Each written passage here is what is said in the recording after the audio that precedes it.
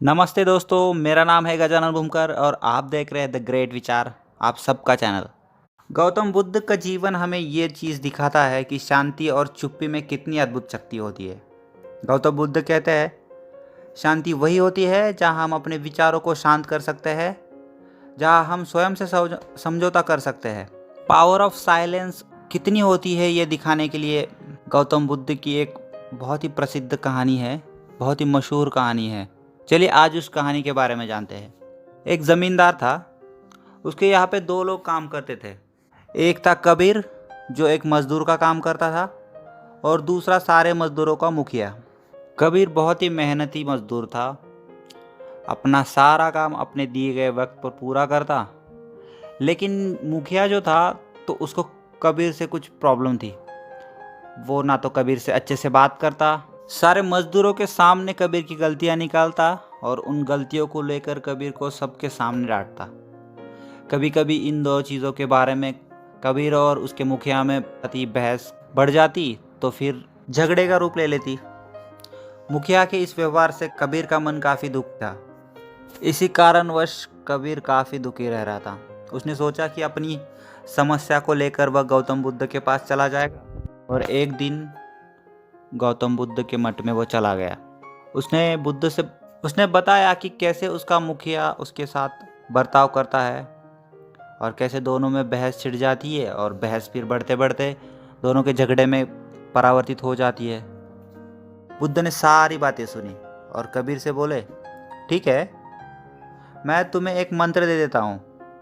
तुम्हें जब भी आगे से यह समस्या का सामना करना पड़ेगा तो तुम यह मंत्र एक कागज़ पर लिख दो और उसे अपने दोनों दांतों के बीच में फोल्ड करके रख देना। उसको तब तक पकड़ के रखो जब तक कि मुखिया तुमसे बात करते जा रहा है, तुम्हें बातें सुनाते जा रहा है। कबीर ने बुद्ध की बात मान ली, एक कागज़ पर मंत्र लिख लिया और कागज़ को अपने जेब में रख दिया। अगले दिन कबीर जब काम पर चला गया, रोज़ की तरह मुखिया ने कबीर के काम में गलतियां ढूंढना शुरू की। उस पर चिल्लाने लगा, जैसे कि गौतम बुद्ध ने कहा था। कबीर ने अपने जेब से वो कागज़ निकाला और उसको फोल्ड किया और अपने दोनों दांतों के बीच में उसको रख दिया, यानी पकड़ लिया। थोड़ी देर तक मुखिया चिल्लाया, फिर वहाँ से चला गया। अगले दिन फिर से मुखिया आया और कोई और बात लेके कबीर पर चिल्लाने लगा। कबीर ने फिर से वही किया जो गौतम बुद्ध ने कहा था, कागज़ को फोल्ड किया और अपने दोनों दांतों के बीच में उसको पकड़े रखा। तीसरे दिन फिर से मुखिया आया, लेकिन आज मुखिया के व्यवहार में काफ़ी सुधार था। पहले तो उसने कबीर से माफ़ी मांगी जो पिछले 2 दिन से चल रहा था और आगे से उसके साथ बहुत अच्छे से बात करने लगा। कबीर को यह बदलाव समझ में आ गया। उसी शाम कबीर गौतम बुद्ध के पास गया और इस घटना के बारे में बुद्ध को बताया।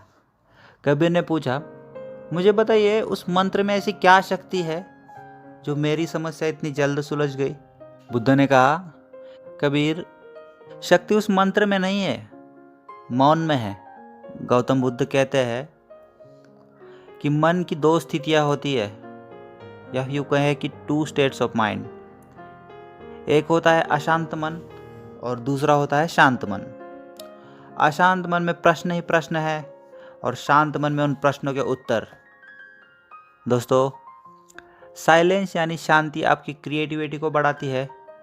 इससे आपकी ब्रेन की ग्रोथ अच्छी होती है, आपको अच्छी नींद आती है और इससे आपका स्ट्रेस भी कम हो जाता है।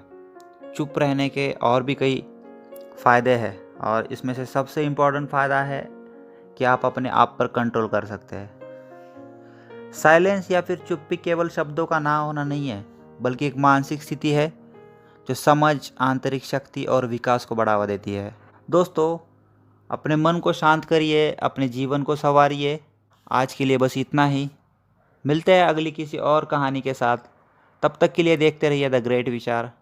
ऐसे और विचार और मोटिवेशनल वीडियोस के लिए मेरे चैनल को सब्सक्राइब करिए, वीडियोस को लाइक करिए, शेयर करिए अपने दोस्तों के साथ। धन्यवाद, थैंक यू।